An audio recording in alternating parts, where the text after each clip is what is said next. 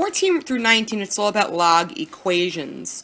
There are two types of log equations. You have logs with one side, and that I call a Benny situation, log base b of n equal e, which gets converted to a Ben situation, or exponential form, b to the equals n.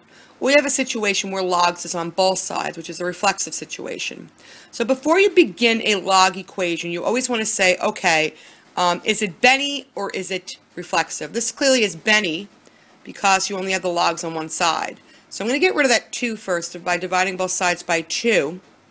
And now you can see Benny very easily. The base is 10, so write the 10 in there. If this were natural log, the base would have been e. Write that 10 in there, okay? So b to the e equals n. 10 to the third power equals 5x. 10 to the third power is 1,000. Divide by 5 and you get 200 for x, which of course you would type into the original and check to see if that is the appropriate answer. With number 15, this becomes the difference. You could see the difference between 14, which was a part 2 question, and 15, which is probably a part 3 question. You could see that this is also Benny, because you have logs on one side. It would have been reflexive if you have logs on both sides. And the deal is you could never have more than one log on the same side.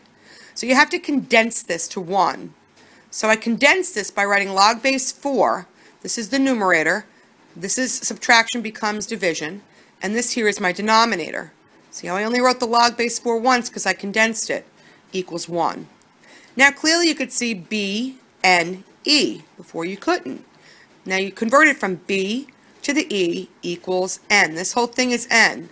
So 4 to the first power, 4 to the first power equals this fraction here.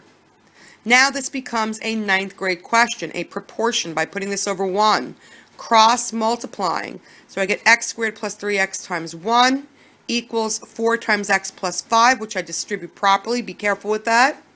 It's a quadratic, so I set it equal to 0. And if the instructions did not say round to the nearest or simplest radical form, so that infers that I should have something factorable here, which I do. Using AM trinomial factoring, I get factors of negative 20 that add to negative 1, which is negative 5 and 4. So I get my possible solutions of 5 and negative 4. Now don't assume that a neg is a rejection, because in this case, it wasn't. If you just type in that 5 and negative 4 in the beginning, if there's a rejection, it will say a domain error. And neither of these rejects, so the answers are 5 and negative 4.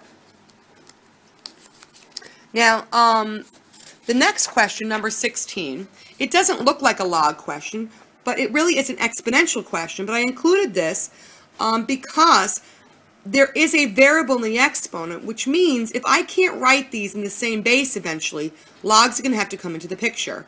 So again, I subtract the 9 to get this to 31. I see if I can write these in the same base. I can't. I can't write 5 and 31 in base 5. So I convert this from B-E-N to log base b of n equals e, from Ben to Benny. So the base is 5, the number is 31, and the exponent is 2w. To get w by itself, you divide by 2, and this becomes a calculator question. I believe it's set to the nearest hundredth. Nearest hundredth, and that's your hundredth place right there. Since that's greater than 5, you round up. With number 17, still a Benny situation. Logs on one side. This did not require any condensing because it's right in the form of B-N-E right now. So B to the E equals N. This is a little different, and I selected this one because the base was a binomial. So after I convert this to Ben, exponential form, I have to write this out twice. Again, we keep making silly errors like that. It's going to take a question that you know how to do it and make it more complicated because of an algebraic error.